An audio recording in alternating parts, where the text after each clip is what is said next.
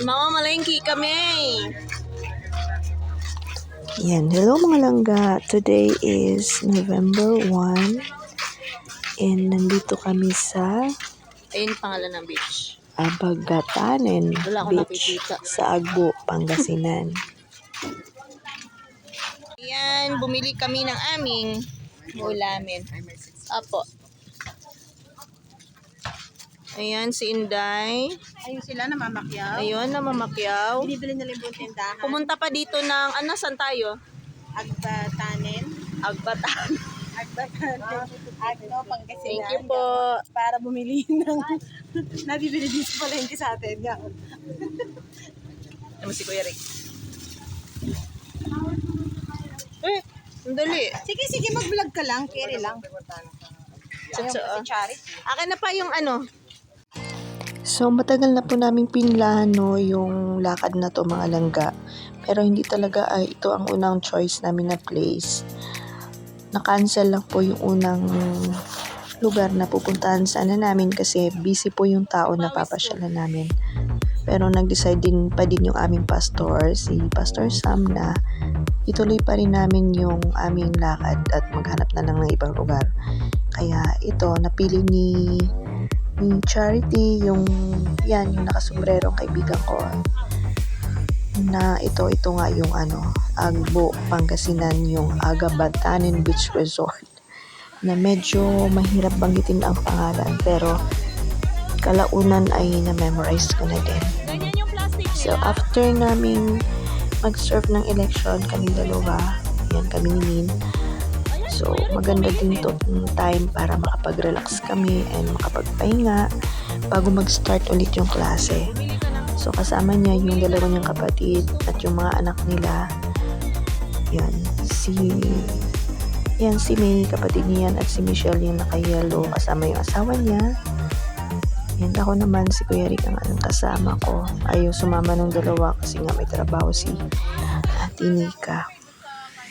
So, yan, namimili na kami ng aming dinner at mga kutkutin, mga merienda ng mga bata.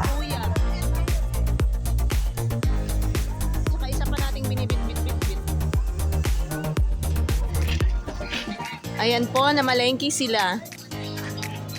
Ako lang po ang taga-video.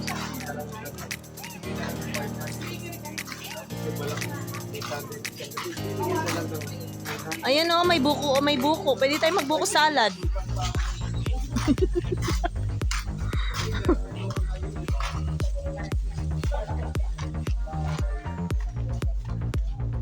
Talaga ang plastic ng yelo na po.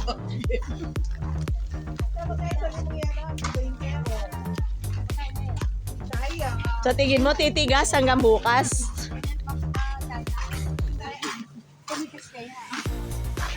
Isa sa dahilan mga langga kung bakit nag-click kaming apat, yan, ay yung pareho kaming hindi maselan sa pagkain. So kahit ano lang pwede. So yung lulutuin namin dyan mga langga ay upo na lalagyan namin ng sardinas, tapos lalagyan namin ng pansit bihon. So yun na yung ulam namin or merienda. Bala na kung paano nila kainin. And then talong na tortang talong para sa mga bata. And yung request na dilis ni Pastor. So ganun lang pa yung pagkain namin, tsaka mga kutkutin. So super lang, kahit kung ano lang yung makita namin na pwedeng kainin. Yun lang yung binibili namin. So ayan, daan ulit sa tindahan kasi pinakita silang chichirya na masarap daw. Kaya bili na naman ulit. Kasi pala yung pag nagkakapi. Hindi tayo bibili mo. Yan. Para may kulay. Bumili para lang sa kulay na. Lalagay ko naman sa Christmas. Kaya nga naman, sakit yung loob niya doon sa tinapay na mahaba na yun. Dati mahaba nga ito. Nung bata ako, ganyan yan. Pwede mong pamalo Arnel, lumaki ka lang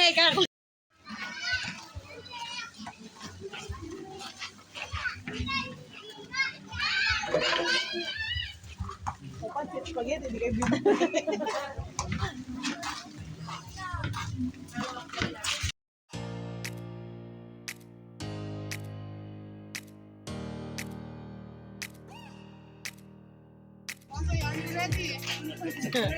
Yes, we're ready! Ayan, nasa taas yung aming tinitirhan. Kaya nga.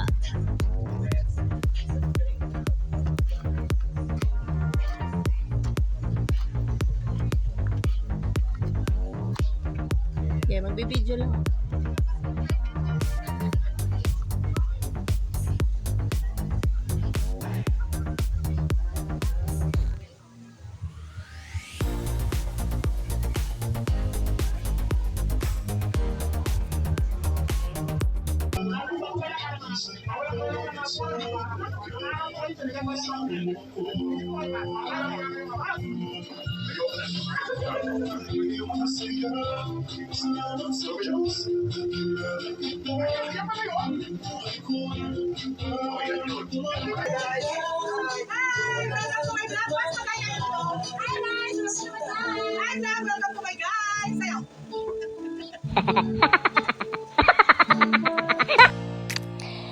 So, ayan na mga langga, after naming mamalengke ay preparing naman kami sa pagluluto ng aming dinner. So, after naming magluto ng dinner ay magpapahinga lang ng konti at kami ay maliligo na po. So, tulong-tulong, sama-sama para sa ekonomiya. Char. Ayan. So, panoorin nyo lang mga langga and maraming salamat sa inyo. God bless you all.